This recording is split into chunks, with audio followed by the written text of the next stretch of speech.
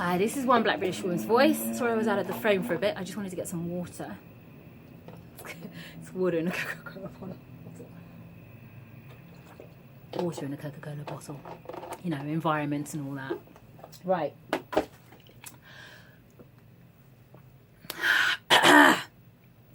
Black customer service. My God. Sometimes I have to weigh up whether racists serving me in a restaurant is preferable to a black person serving me in a restaurant. And what I mean by a restaurant, I mean black-owned restaurants. I don't mean black people in white-owned restaurants. I mean black businesses. I mean black takeaway services. I could tell you stories that would make your toes curl. And it always comes back to this one thing, this one nub. Why are so many of them so bloody rude? I cannot fathom why they are so rude. There is a black takeaway shop, West Indian food takeaway shop in, was it Camberwell? I think it's in Camberwell. And I went in there and reserved a service so bad, you would think I had come back from slaughtering en masse an entire squad of people. You would think I had walked into this Caribbean takeaway drenched in blood, holding the heads of babies, declaring that I wanted curry goat to celebrate my victories. I cannot figure out even the basic psychopathy as to why black businesses have the worst reputation when it comes to serving black customers. Tardiness, delay, attitudes, neck snapping, eye rolling is just some of them.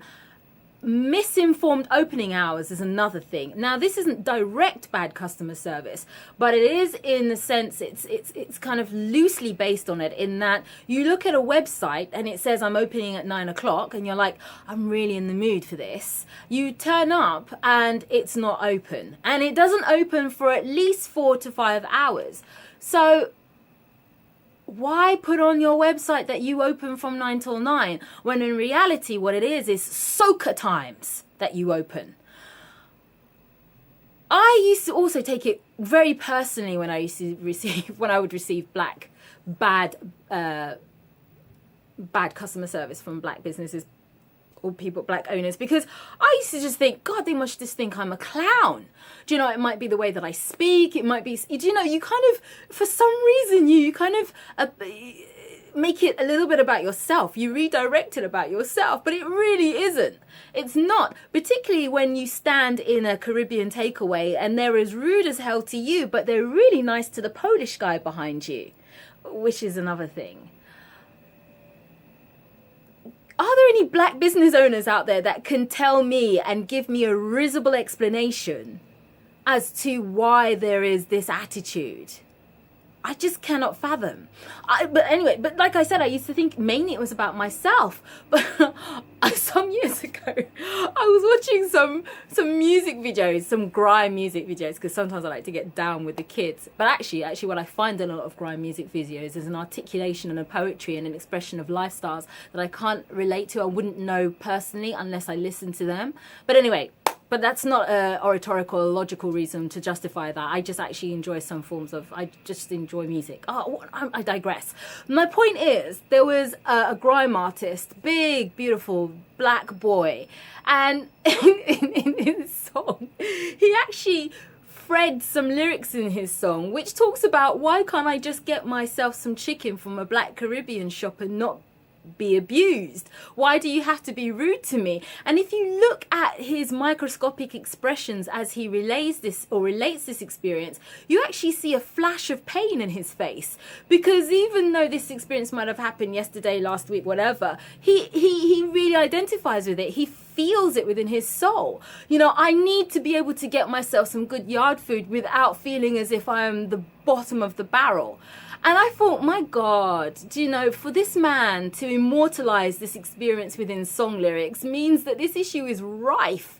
It's endemic within the law of, law spelled Lore, folklore, which is the being served by black people in a black owned business experience. I've had one experience actually, which I'm still floating on cloud nine about because it's such an elusive experience. But there's a chocolate shop run by a black woman and her family in Shoreditch, or deep in East London. Beautiful, luxurious chocolates, little pennies of heaven just dropping on my tongue as I think about it now.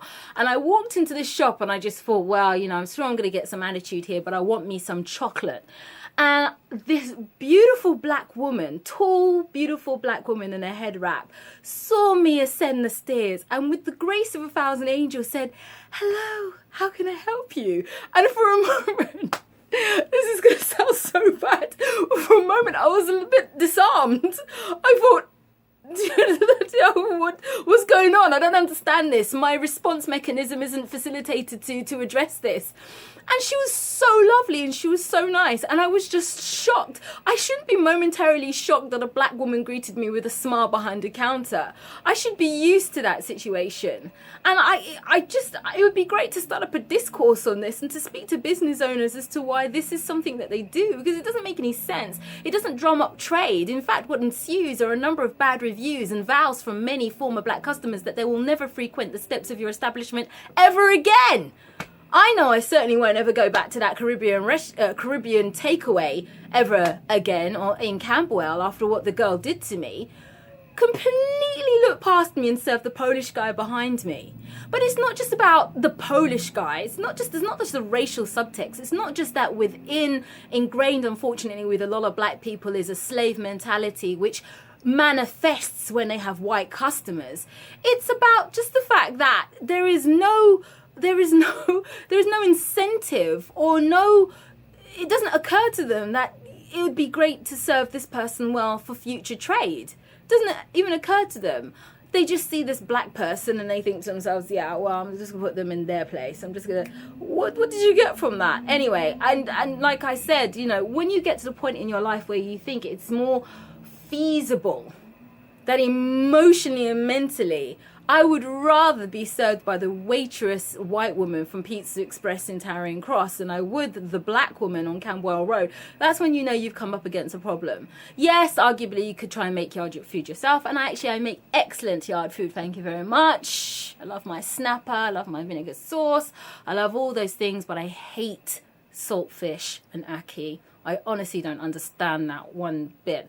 But you can make your own food. But if on the day that you want to not make your own yard food, your good solid soul food, I would like to be able to walk into a shop with a full wallet and not feel as if I want to take the wallet and throw it at the miserable black person behind the counter's face. Anyway, that's my diatribe on awful black customer services. This is One Black British Woman's Voice, and I'm out.